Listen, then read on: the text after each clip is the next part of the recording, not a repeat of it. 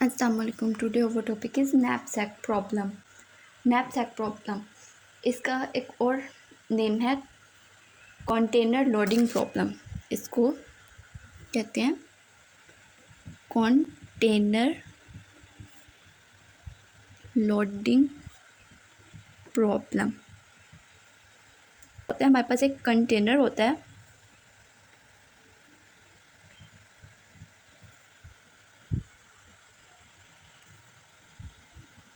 With fixed capacity, जिसकी capacity हमें दी गई होती है कि ये इतनी कैपेसिटी है इसकी और इतना इसमें वेट आ सकता है। और हमें क्या दिया गया होता है, ऑब्जेक्ट्स होते हैं एंड देयर वेट्स और प्रॉफिट्स आर गेन्ड, जो कि हमने उस कंटेनर में फिल करने होते हैं बाय लोडिंग इनटू कंटेनर। अब नैपसैक प्रॉब्लम जो है उसकी 2 टाइप्स होती हैं। एक जो है हमारे पास वो होता है 0-1 नैपसैक, और सेकंड जो है वो हमारे पास होता है फ्रैक्शनल। जो 0-1 होता है उसमें हमारे पास कंप्लीट डिजिट्स होते हैं, जबकि फ्रैक्शनल जो है हमारे पास उसमें हमारे पास फ्रैक्शन टाइप आता है डाटा। अब हम देख लेते हैं इन दोनों में डिफरेंस क्या है। इसमें हमारे पास वेट ऑफ ऑब्जेक्ट जो है वो इंडिविजिबल होता है,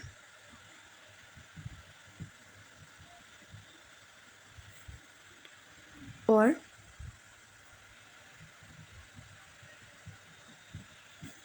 objects will be completely in container।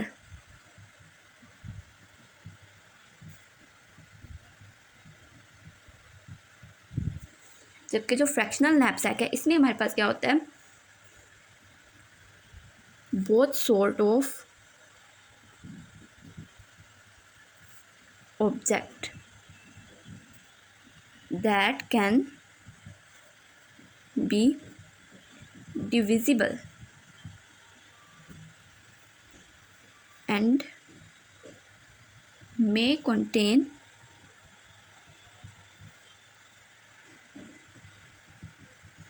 weight in fraction। ये इन दोनों में डिफरेंस होता है कि इसमें जो हमारे पास वेट है वो डिविजिबल नहीं होता और कम्प्लीटली हो जाता है, जबकि इसमें जो हमारे पास वेट है वो हमारे पास डिविजिबल हो सकता है।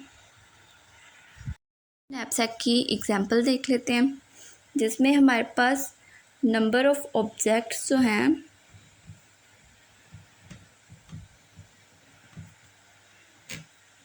सेवन गिवन है और capacity C is equal to 15।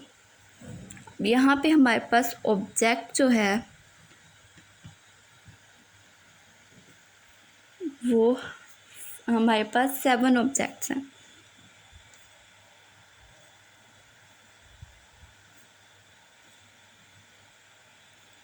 Then profit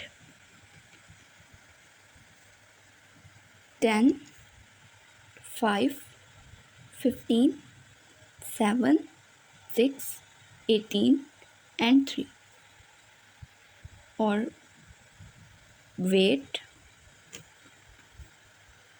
2, 3, 5, 7, 1, 4 and 1।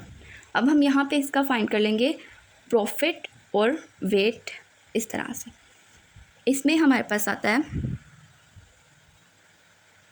5, profit divided by weight है ना, तो अगर हम इसको करेंगे तो हमारे पास 5 आ जाएगा डिवाइड करने से। 1.67, 3, 1, 6, 4.5 एंड 3। ये हमारे पास फाइंड हो गया प्रॉफिट पर यूनिट वेट के अकॉर्डिंगली। अब नेक्स्ट जो है हमने करना है सिलेक्ट कि कौन सा ऑब्जेक्ट जो है वो हमने यूज़ करना है। तो हम यहाँ पे करते हैं सिलेक्शन। सबसे पहले हम ले लेते हैं ऑब्जेक्ट जिसका प्रॉफिट पर यूनिट वेट सबसे ज़्यादा, तो हमारे पास 6 आ जाएगा। इसको ले लेंगे हम। ऑब्जेक्ट यहाँ पे कौन सी है 5, तो ये आ गया हमारे पास। और इसका प्रॉफिट और वेट कितना है पर वेट 6। टोटल कैपेसिटी में से इसको माइनस कर देंगे तो हमारे पास यहाँ पे आ जाएगी रिमेनिंग कैपेसिटी 15 माइनस, इसमें से वेट माइनस करेंगे तो 1 है इसका वेट, यहाँ पे हमारे पास 14 आ जाएगा। देन हम नेक्स्ट देखते हैं कि हमारे पास इसके बाद कौन सा आता है, तो हमारे पास 5 आ रहा है। मीन्स कि हमारे पास कौन सा आ रहा है ऑब्जेक्ट 1, इसका प्रॉफिट बाय वेट कितना है 5। देन रिमेनिंग कैपेसिटी देख लेते हैं इसकी 14 माइनस वेट इसका 2 है, तो यहाँ पे 2 आ गया और 12 आ गया यहाँ पे हमारे पास। तो ये हमारे पास यहाँ से रिमेनिंग कैपेसिटी आ गई। अब हमारे पास 12 कैपेसिटी बची है। नेक्स्ट हम देखते हैं कि कौन सा आएगा। हमारे पास 6 भी हो गया, 5 भी हो गया, इसके बाद हमारे पास 4.5 आ रहा है और देन हमारे पास 3, 2 हैं। तो इन दोनों में से हम कोई एक भी सिलेक्ट कर सकते हैं। अभी हम ऑब्जेक्ट 6 सेलेक्ट करते हैं।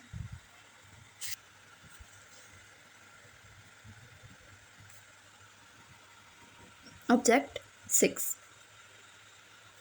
और यहाँ पे इसका प्रॉफिट बाय वेट था 4.5। रिमेनिंग कैपेसिटी हमारे पास बची थी 14 और उसमें से हम माइनस कर देंगे ऑब्जेक्ट 6 का वेट। तो ऑब्जेक्ट 6 का वेट हमारे पास है 4, उसको माइनस करेंगे 10 बच जाएगा हमारे पास।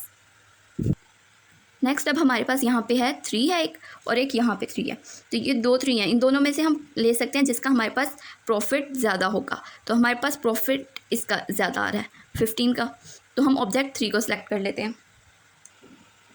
यहाँ पे हम कर लेते हैं ऑब्जेक्ट 3 और प्रॉफिट बाय वेट वो भी इसका 3 है और रिमेनिंग कैपेसिटी जो है वो हमने 10 माइनस कर लेंगे। इसका वेट ऑब्जेक्ट 3 का वो हमारे पास 5 है, तो यहाँ हमारे पास आ जाएगा 10 माइनस 5 आ जाएगा। देन हमारे पास था ऑब्जेक्ट जिसकी अगेन हमारे पास 3 आ रही थी प्रॉफिट पर यूनिट वेट के हिसाब से, तो हम उसको ले लेंगे। वो था हमारे पास ऑब्जेक्ट 7 जिसकी हमारे पास 3 आ रही थी अगेन। तो यहाँ पे से हम अगेन रिमेनिंग कैपेसिटी निकाल लेंगे। 5 माइनस इसका वेट है हमारे पास 1, तो यहाँ पे हमारे पास 4 आ गया रिमेनिंग कैपेसिटी में। देन हम देखते हैं यहाँ पे हमारे पास 3 भी हो गया, 6 भी हो गया, ये भी हो गया। अब हमारे पास ये आ गया 1.67। इसको करते हैं। इस पे हमारे पास ऑब्जेक्ट 2 है और वेट हमारे पास 3 है, प्रॉफिट 5 है।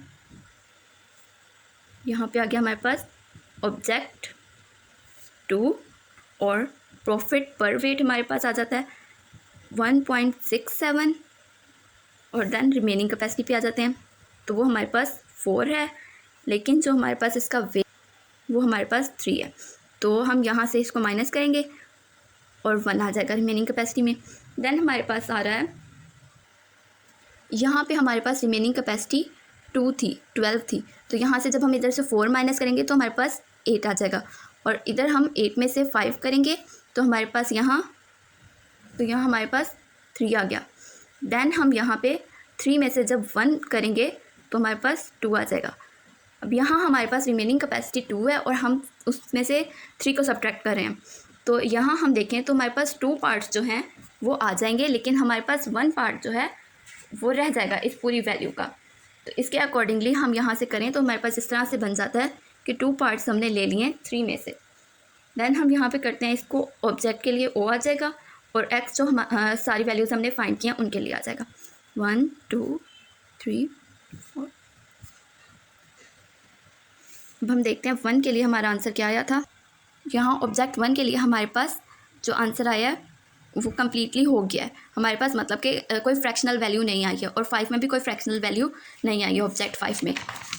उसके बाद अगर हम यहाँ पे देखें तो यहाँ पे हमारे पास किसी में भी कोई फ्रैक्शनल वैल्यू नहीं आई है, सिर्फ हमारे पास ऑब्जेक्ट 2 में एक फ्रैक्शनल वैल्यू आई है और जो हमारे पास ऑब्जेक्ट 4 है वो हमने कहीं यूज़ नहीं किया और ऑब्जेक्ट 2 में फ्रैक्शनल वैल्यू आई है। इसके अकॉर्डिंगली अगर हम इसको करते हैं तो यहाँ हमारे पास 1 कम्प्लीटली हो गया था, 1 आ गया और 2 में हमारे पास फ्रैक्शनल वैल्यू थी तो हम वही लिखेंगे 2/3 और 3 हमारे पास ये भी कम्प्लीटली हो गया था, इसमें भी 1 आ जाएगा। 4 हमने यूज़ ही नहीं किया, यहाँ 0 आ जाएगा और 5 6 एंड 7 इनमें भी सब में 1 1 आ जाएगा।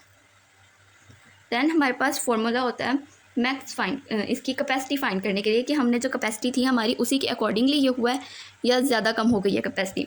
तो उसके लिए हमारे पास फॉर्मूला होता है सिग्मा एक्स आई और डब्ल्यू आई। इसमें अब हम करेंगे इसको सोल्व कैपेसिटी के लिए। 1 मल्टीप्लाई बाय 2, ऑब्जेक्ट 1 थी और इसका वेट हमारे पास 2 था, पीछे टेबल में हमारे पास गिवन है, और ऑब्जेक्ट 2 का आ जाएगा। तो इसकी हमारे पास जो आंसर आया था वो 2/3 है और इसका वेट हमारे पास पीछे टेबल में गिवन है 3। इसी तरह से सिमिलरली सबका कर लेंगे।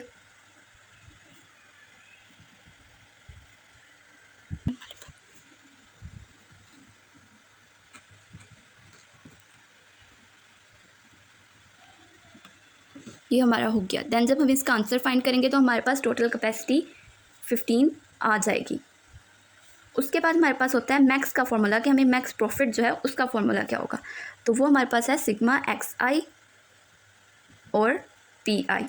इसमें भी सिमिलरली जो एक्स हमने फाइंड किया है वो आ जाएगा और साथ में हमारे पास प्रॉफिट्स मल्टीप्लाई हो जाएंगे। ऑब्जेक्ट 1 के लिए 1 और उसका प्रॉफिट 10 था तो 10 आ जाएगा, और सिमिलरली ऑब्जेक्ट 2 के लिए एंड सो ऑन।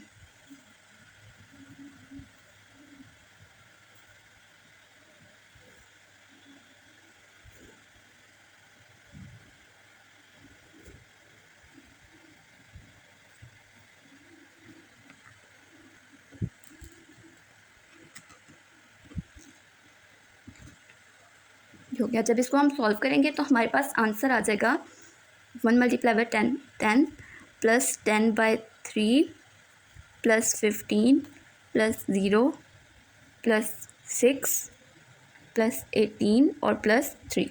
इसको जब कम्प्लीटली ऐड करेंगे तो हमारे पास 54.6 टोटल प्रॉफिट आ जाएगा जो हमें इससे फाइंड आउट हुआ है। आई होप आपको समझ आ गई होगी। और ये हमारा फ्रैक्शनल नैपसैक था।